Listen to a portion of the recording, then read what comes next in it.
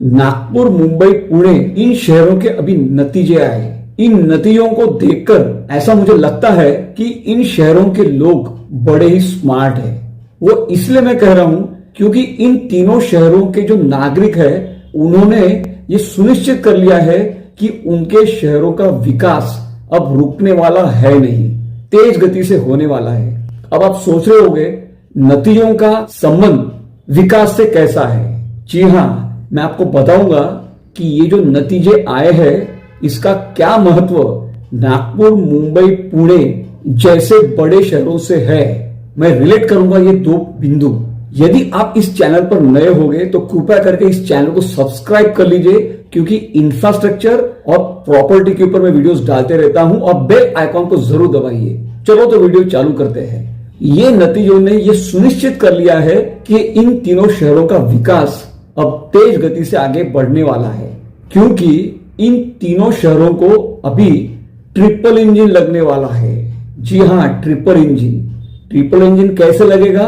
केंद्र की सरकार, राज्य की सरकार और अब म्युनिसिपल कॉर्पोरेशन, ये है 3 इंजन। और जब किसी एक पार्टी की सरकार ये तीनों जगह रहती है तो समझ लीजिए सबसे ज्यादा फायदा उस शहर का होता है।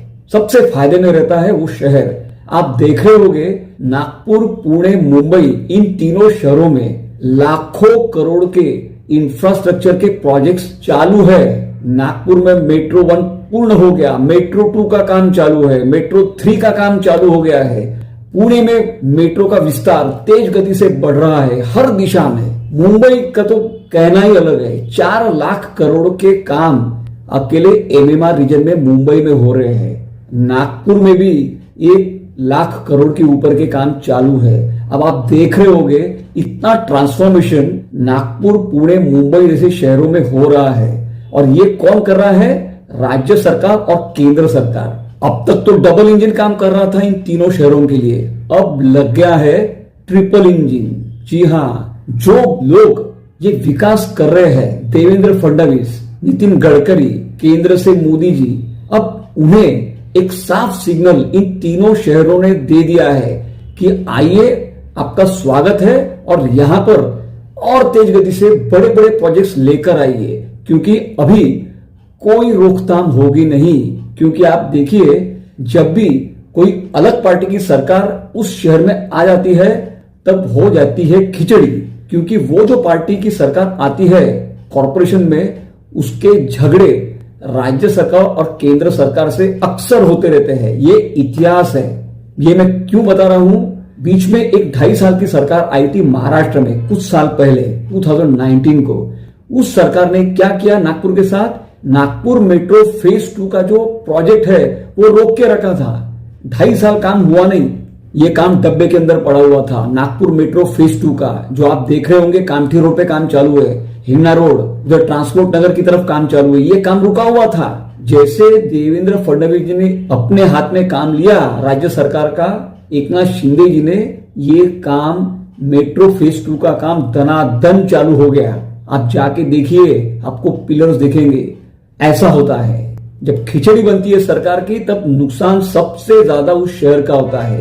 कितने सड़कों का, रोड्स का प्रोजेक्ट, बड़े बड़े प्रोजेक्ट्स, आपको बता नहीं पाऊंगा, ये सारे रुके हुए थे। पैसा जो सैंक्शन करके गए थे देवा भाऊ 2019 के पहले, इलेक्शन के पहले, काफी पैसा नागपुर का कट गया था। प्रोजेक्ट्स रुके हुए थे और कॉर्पोरेशन के पास इतना पैसा नहीं रहता है इतने बड़े बड़े प्रोजेक्ट्स करने के लिए। परंतु अब नागपुरकरों ने यह सुनिश्चित कर लिया है कि अभी विकास थमने वाला नहीं है। देवा भाऊ को, नितिन गडकरी जी को आपने ताकत दे दी है। नागपुर के लोगों ने जो अभी नतीजे दिए कॉर्पोरेशन के इलेक्शन में, ये एक साफ फीडबैक है आपकी तरफ से देवेंद्र फडणवीस जी को, नितिन गडकरी जी को और नरेंद्र मोदी जी को कि नागपुर आपका स्वागत करने के लिए तैयार है। क्योंकि नागपुर मेट्रो फेज 3 का एक्सपेंशन होने वाला है। कोराड़ी को जाने वाली जो लाइन है उसके अलावा 2 और लाइंस पर काम अभी जल्द होने वाला है। न्यू नागपुर का प्रोजेक्ट पेंडिंग है, काम चालू है। एडिशनल बूटीबोरी, सेकंड बूटीबोरी, वो काम है। नागपुर का इंटरनेशनल एयरपोर्ट है, उसका काम है। 3rd रिंग रोड का काम है। इतने बड़े बड़े प्रोजेक्ट्स नागपुर में होने वाले हैं, परंतु ये प्रोजेक्ट के बीच में स्पीड ब्रेकर लगना नहीं चाहिए था और वो लगा नहीं। नागपुर के लोगों ने ये स्पीड ब्रेकर होने ही दिया नहीं। अब काम तेज गति से होगा। जो लोग इस नागपुर शहर के लिए इतनी मेहनत ले रहे हैं, करोड़ों करोड़ रुपए लेकर आ रहे हैं, फ्लाईओवर्स बन रहे हैं, मेट्रो का काम चालू है, रेलवे स्टेशन रीडेवलपमेंट का काम चालू है, नागपुर में स्टेशन अजनी, गोधनी, बूटीबोरी, तो उन लोगों को हमारे जैसे सामान्य नागरिकों ने भी एक फीडबैक और थैंक्स कहना चाहिए। ताली दोनों हाथों से बजती है। यदि वो प्रोजेक्ट्स लेकर आ रहे हैं नागपुर के लिए, तो हमारा भी काम है कुछ उनके लिए योगदान देना। और ये योगदान, ये फीडबैक इस इलेक्शन में हमने दिया है। नागपुरकरों को, पुणेकरों को, मुंबईकरों को बधाई देना चाहूंगा कि अभी सारे रोड़े निकल गए हैं। कॉर्पोरेशन अभी सही लोगों के हाथ में गई है। अब नागपुर का, पुणे का, मुंबई का विकास कोई रोक नहीं सकेगा। एक से बढ़कर एक प्रोजेक्ट्स अब आते रहेंगे बिना स्पीड ब्रेकर के।